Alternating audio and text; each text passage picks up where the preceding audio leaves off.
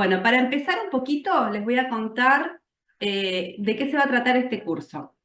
Este curso, la idea es estudiar y capacitarnos en diseñar, que es cuando nosotros diseñamos el jardín, donde sea que lo vayamos a armar desde cero, si es que lo queremos formar de cero o si ya lo tenemos iniciado.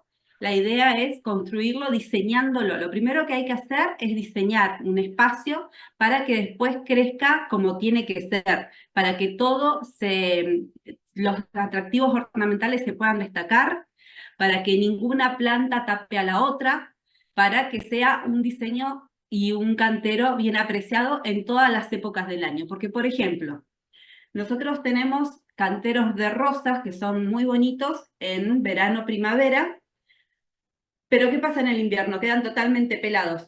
Entonces, lo ideal sería acompañar a esos rosales con otras especies que en invierno tengan un atractivo ornamental. Bueno, para eso hace falta un diseño, ¿sí? Es poder ocupar en todas las etapas del año, poner plantas que cuando una quede totalmente pelada, la otra pueda estar para darnos un atractivo ornamental. Después la parte de construir es cuando tenemos en cuenta los atractivos principales que queremos mostrar o que queremos tapar. Por ejemplo, si nosotros tenemos una pared donde tenemos, supongamos, el equipo del aire acondicionado que es muy feo, está todo oxidado y lo queremos tapar. Bueno, hay que ver cómo a través de las plantas podemos poner una planta acorde a ese espacio, que tenga la dimensión suficiente para poder tapar eso que queremos tapar, o si queremos mostrar algo, que sea algo que nos permita, por ejemplo, una fuente de agua que nos dé el atractivo para que la gente visualice esa fuente, ¿sí? Entonces, es construir desde lo que nosotros queremos que el espacio se aprecie, ¿sí? Poniendo o sacando o tapando, pero bajo la decisión nuestra de lo que queremos hacer. Y con respecto a conservar, es cuando vamos a tener en cuenta la colocación de especies en los lugares claves a fin de que crezcan, pero sin tapar a la otra planta. Porque, por ejemplo, si ponemos un aromo y abajo le ponemos una palmera, la palmera en algún momento va a decir, basta, no puedo crecer más, porque abajo de un árbol no puede crecer. La palmera también crece en dimensiones de altura y necesita tener espacio. Entonces, las plantas siempre hay que medirlas en sus tamaños finales, en sus tamaños de adultos, a la hora de colocar plantas en un espacio. Por supuesto que cuando nosotros recién las implantamos, los espacios son espacios que a veces quedan vacíos porque las plantas son muy chiquitas. Bueno, hay que saber llenar esos espacios con plantas que después o se van a morir porque son plantas que viven una temporada y después ya no están, o las podemos trasladar, pero sabiendo cuando hacemos el diseño que esas plantas se van a trasladar, que están ahí solamente por un tiempo, porque después cuando crezcan las más grandes van a necesitar trasladarse, ¿sí? Eso es para conservar las especies.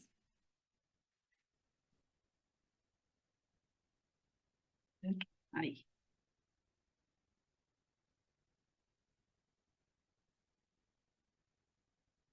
En cuanto a la composición del paisaje, como dice esta diapositiva, diseñar espacios verdes es todo un arte, ¿sí? Hay que tener en cuenta conocimientos básicos para lograr que las composiciones sean atractivas ornamentalmente. Esto que hablamos hace un ratito, de diseñar espacios verdes, pero con cuestiones que a nosotras nos parezcan atractivas. A través de ver los ejemplos en diferentes paisajes nos vamos a ir dando cuenta que necesitamos adquirir. Necesitamos adquirir herramientas que nos sirvan a nosotros o actitudes básicas para lograr que ese proceso de diseñar espacios sea el correcto y que todo llegue bien a su fin. Entonces, en este curso vamos a procurar que ustedes tengan esas herramientas, esas actitudes para poder diseñar espacios verdes. A través de que pasan las clases, vamos a ir viendo conceptos, por ejemplo, de paisaje, cómo son los diferentes paisajes que tenemos, qué es un espacio verde, cómo se compone, qué es diseñar, cómo lo podemos realizar, cuáles son las herramientas que podemos usar para ese fin y qué conocimientos debemos tener nosotros para poder llegar a diseñar un espacio verde. Cuando hablamos de herramientas de diseño, vamos a hablar, por ejemplo, de las tablas, de las fichas tipológicas, que es cuando buscamos información en la web, de dónde sacarla, cuáles son las páginas más con información precisa, que son más recomendables. Hay algunas páginas que ponen información por poner, pero no siempre es información confiable. ¿Cuáles son los procesos de diseño?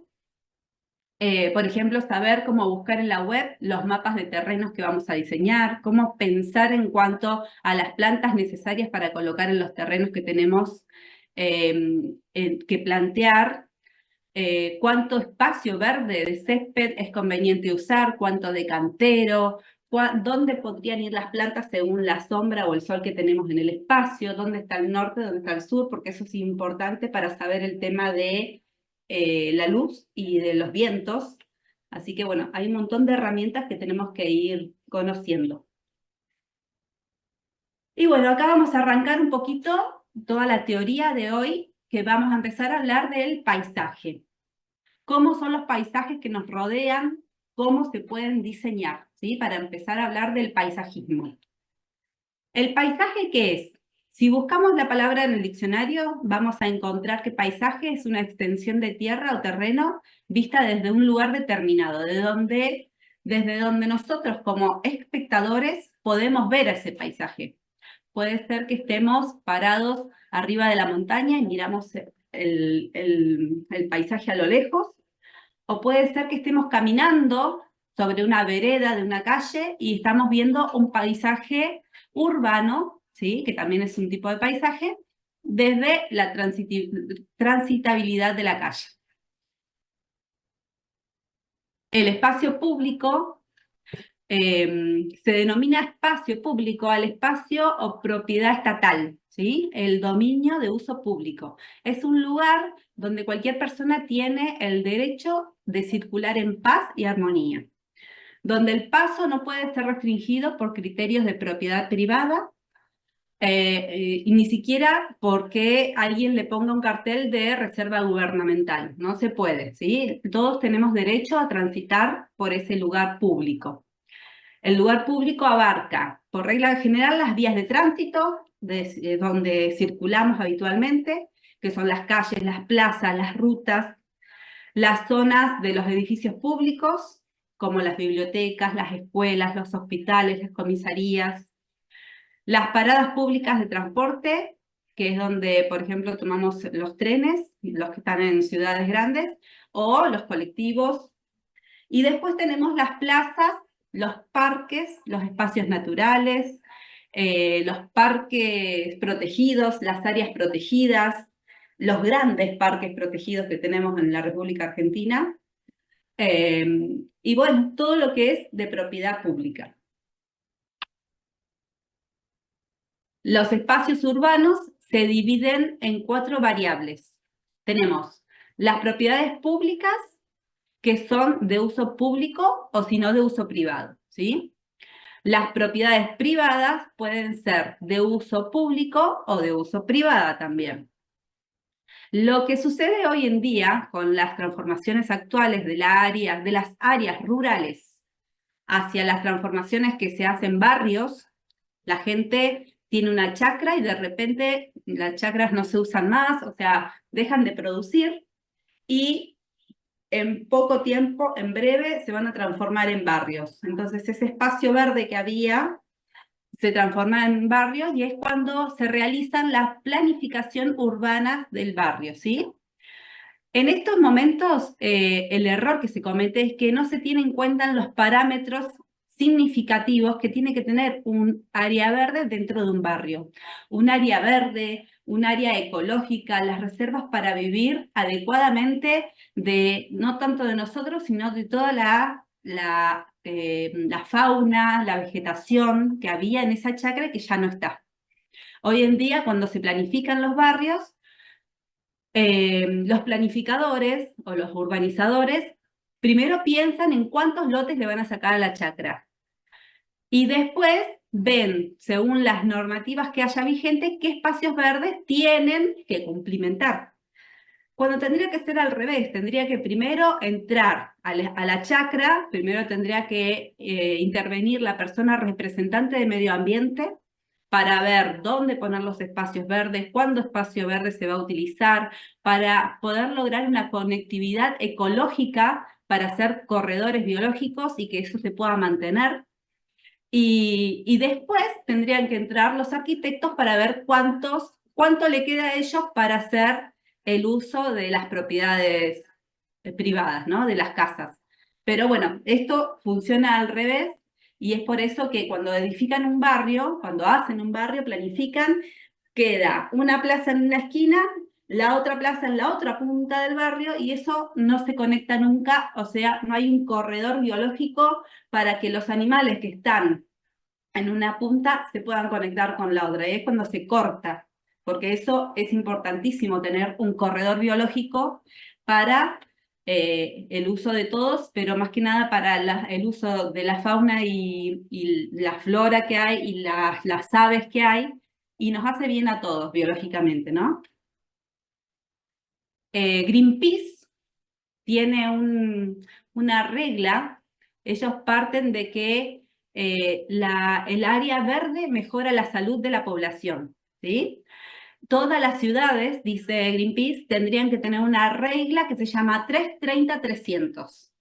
¿Esto qué dice? Dice que para tener una buena salud mental, las personas deben poder ver, tener desde su casa, desde su ventana, tener por lo menos 3 árboles. Desde la ventana de adentro de la casa tenemos que poder ver 3 árboles, ¿sí? Desde tener en el dosel del barrio, tienen que tener el 30% de árboles con copa. O sea, el barrio debe tener arboladamente el 30% cubierto por árboles con copa, ¿sí? Si dimensionan un barrio, supónganse que tiene 100%, bueno, el 30% de ese espacio tendría que tener cubierto con copa de árboles. Y que nadie tiene que estar a más de 300 metros de distancia de un espacio público verde, de un espacio verde público. Eso es lo que dice Greenpeace, que habla de la salud mental y lo relaciona totalmente con esto de los espacios verdes y de los que nos hace bien a todos.